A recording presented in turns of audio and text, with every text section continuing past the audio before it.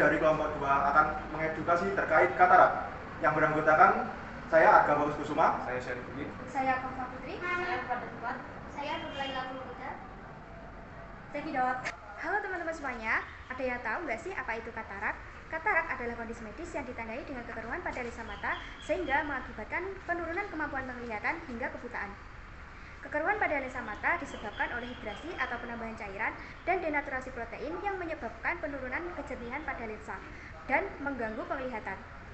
Katarak dapat dilihat dalam berbagai bentuk sesuai dengan tingkat keparahannya. Yang pertama, gumpalan kecil yang tidak terlalu mengganggu. Yang kedua, kekeruhan signifikan. Tahap lanjut dari penderita katarak yaitu akan mengalami 1. Kesulitan dalam membaca, 2. Penglihatan kabur, dan yang ketiga, gangguan aktivitas sehari-hari. Jadi, kalau teman-teman merasa ada gangguan pada mata seperti kabur atau terdapat gumpalan kecil sehingga periksakan ke dokter ya. Jangan sampai ada hal yang tidak diinginkan seperti kebutaan. Selanjutnya kita akan membahas terkait etiologi katarak atau penyebab katarak. Penyebab katarak ada 5. Yang pertama ada proses penuaan, yang kedua ada penyakit sistemik, yang ketiga ada faktor lingkungan dan gaya hidup, yang keempat ada trauma dan infeksi, dan yang kelima ada faktor genetik. Nah, kita akan membahasnya secara satu persatu. Yang pertama yaitu proses penuaan. Biasanya kasus penyakit katarak itu banyak terjadi di usia 50 tahun ke atas. Apa sih hubungan proses penuaan dengan katarak? Jadi hubungannya adalah seiring dengan bertambahnya usia, protein yang ada di dalam mata biasanya akan mengalami perubahan dan membuat atau membentuk gumpalan yang menyebabkan lensa menjadi keruh. Nah, ini disebut dengan katarak senilis, yaitu katarak yang terjadi di usia 50 tahun ke atas. Yang kedua ada penyakit sistemik.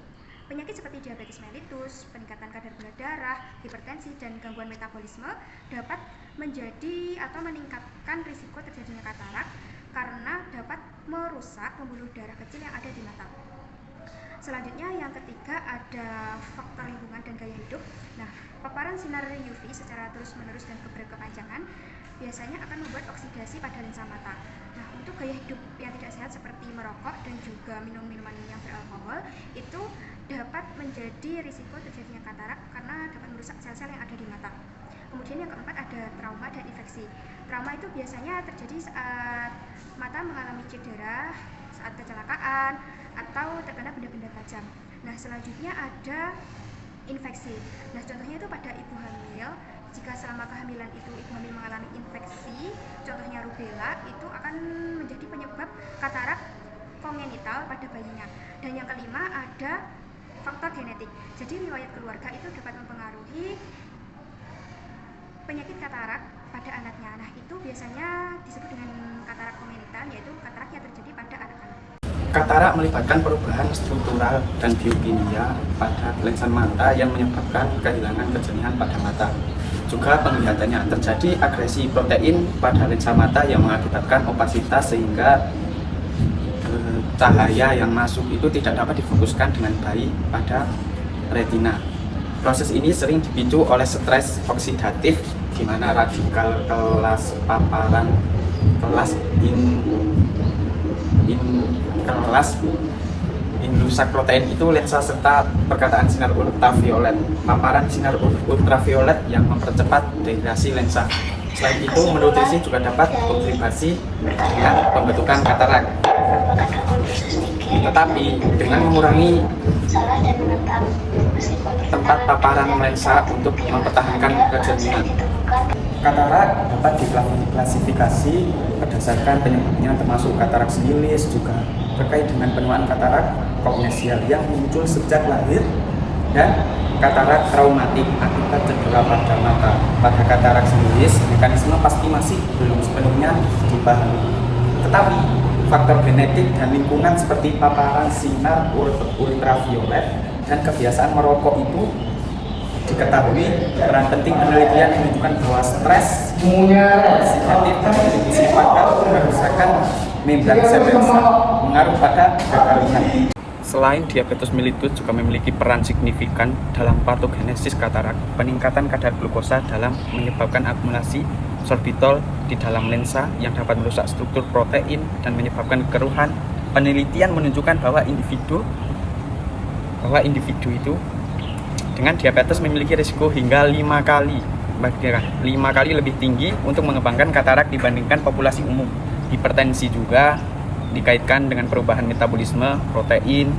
Perubahan metabolisme protein ini dalam lensa mata yang berkontribusi terhadap pengembangan katarak.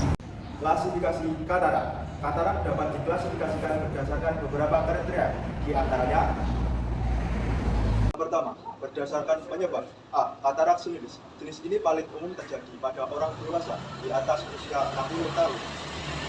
Disebabkan oleh proses penuaan. Lensa mata menjadi keruh, menghalangi cahaya yang masuk, dan menyebabkan penglihatan kabur. B. Katarak kongenital terjadi pada bayi yang lahir dengan katarak. Seringkali disebabkan oleh infeksi selama kehamilan atau faktor genetik. C. Katarak traumatik dikenakan akibat cedera pada mata.